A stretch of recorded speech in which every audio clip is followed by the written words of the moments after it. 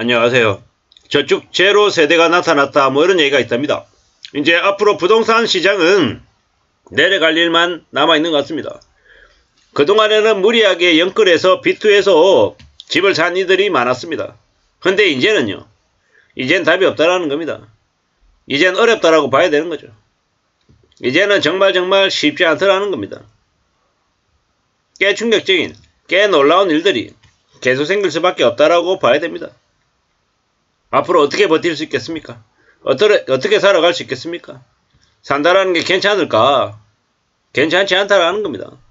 뭐 답이 없는 거죠. 견딜 수 있을까? 견디기 어려운 거죠. 못 견디는 겁니다. 정말 사는 게 쉽지 않을 거다라는 겁니다. 어떻게 봐야 되겠습니까? 어떻게 살아야 되겠습니까? 앞으로 정말 상황이 안 좋은 겁니다. 뭐 지금도 있잖아요. 여전히 또라이 같은 얘기하는 이들이 많습니다. 집을 사야 된다고. 무리하게 빚을 내서 집을 장만해야 된다라고 얘기합니다. 근데 사람들이 돈이 없어요. 돈이 없는데 뭐래요? 특히나 지금의 청년들은요. 그냥 버는 족족 다 쓴다. 뭐 이런 생각들을 가지고 삽니다. 왜 그러겠습니까? 왜 그렇게 생각하고 살겠냐라는 거죠. 기대감이 없는 거예요. 그냥 사는데 어떻게 살겠냐? 그냥 닥치는 대로 눈에 보이는 것만 취하고 살겠다라는 겁니다. 그게 지금의 청년들의 모습입니다. 상당수가 그렇게 살아갑니다. 우려스러운 모습들이 많이 보이죠. 어떻게 살아야 될까? 어떻게 지내야 될까? 뭐가 맞는 걸까? 뭐 이런 생각들을 많이 하는데 이웃나라 일본의 사례를 보면요. 이제 청년들이 저축을 왜 못하겠습니까? 왜? 벌어들인 돈이 작아서입니다. 적게 벌어들이는데 어떻게 저축을 합니까? 그냥 월급 한 200 남짓 받아서 월세 한 60, 70만원 내고 교통비 공과금 쓰고 하니까 한 60, 70만원 나가고 통장에 봤더니 통장의 잔고에 그냥 몇십만원 남아있는 거예요. 한 3, 40만원 남은 가지고 이거 저축하려고 하니까 성이 안 차는 거예요. 월에 30만원 넣는데 1년에 360만원이고 2년이면 720이고 3년이면 1000만원인데 그렇게 해서 3년 고생해가지고 1000만원 모은다? 단순 계산하니까 30년 모으면 한 1억을 모으려나? 나는 그러면 죽을 때까지 집은 살 생각을 버려야겠다. 이런 생각을 하는 거예요. 구질구질하게 그렇게 한 달에 30만원씩 모아가지고 언제 집 사고 언제 차 사고 언제 뭐 가정을 꾸리냐 이런 생각들을 하는 겁니다. 그러다 보니까 어떻게 바뀝니까? 그냥 놔버리는 거죠. 포기해버리는 겁니다. 그냥 쓰고 죽자. 어차피 이렇게 살면 희망도 기대도 없는데 뭘 집을 사나 뭐 이렇게 생각하는 것 같습니다. 앞으로 더 많은 사람들이 더 아마 힘들어하고 더 어려워하고 더 놀라워하며 살 것 같습니다. 이게 뭔가 싶고 또 고민하는 일인 것 같습니다. 참 많은 생각들이 들죠. 좀 많이 이제 따져봐야 될 것 같습니다. 지금의 우리가 살아가는 삶이 이러한 거다라는 겁니다. 이제 결국요 뭐 수중에 돈이 없는 거죠. 미국하고 영국에서도 40% 이상이 100만원도 없답니다. 한국도 마찬가지고요. 이게 현실입니다.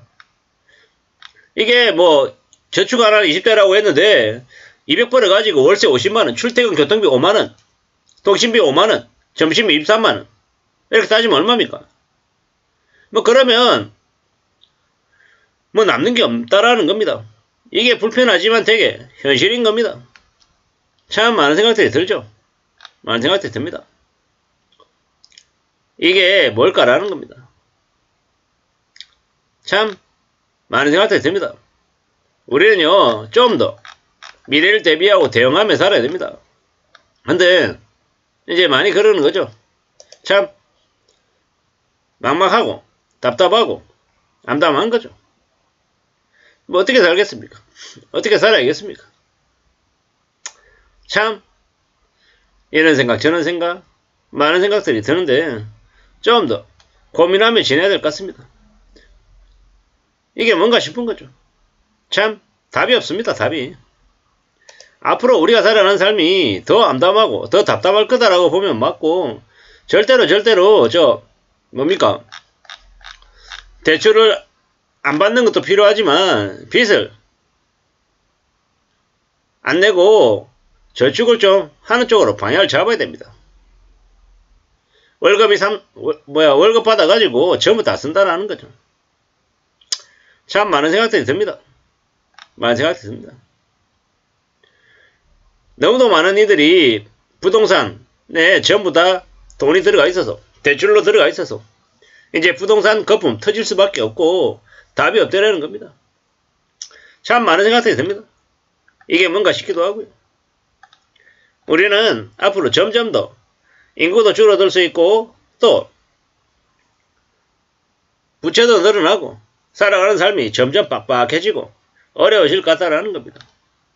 집을 사자마자 죽을 때까지 빚 갚으며 살아야 된다라고 하는 현실을요, 감내할 수 있겠냐라는 겁니다.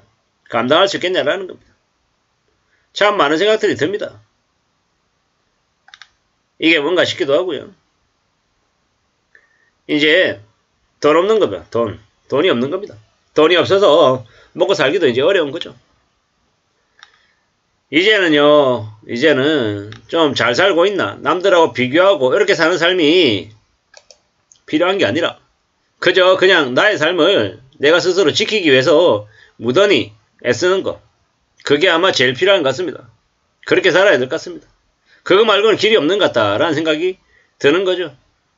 참 암담하고 참 답답하고 참 두려운 것들입니다. 앞으로 어떻게 살아낼 수 있을까? 어떻게 살아갈까? 뭐 이런 생각들도 더 많이 하고 있고요. 누가 뭐라 해도 우리가 살아가는 삶이 정말 쉽지 않은 것 같습니다.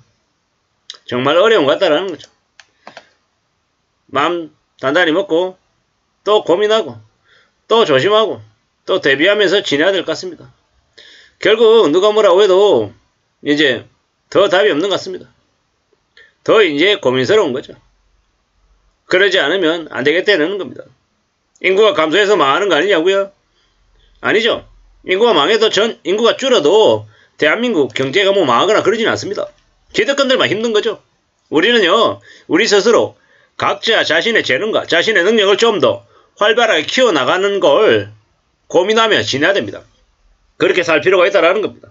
그렇게 지내야 된다라는 말씀을 좀 드리고 싶은 거죠. 누가 뭐라 해도 우리는 좀 잘 살아야 됩니다. 잘 움직여야 된다라는 겁니다. 잘 따져봐야죠. 잘 살펴야 되고요. 참 많은 고민, 많은 생각들을 해봅니다. 누가 뭐라 해도 우리는 좀 미래를 잘 대비하면서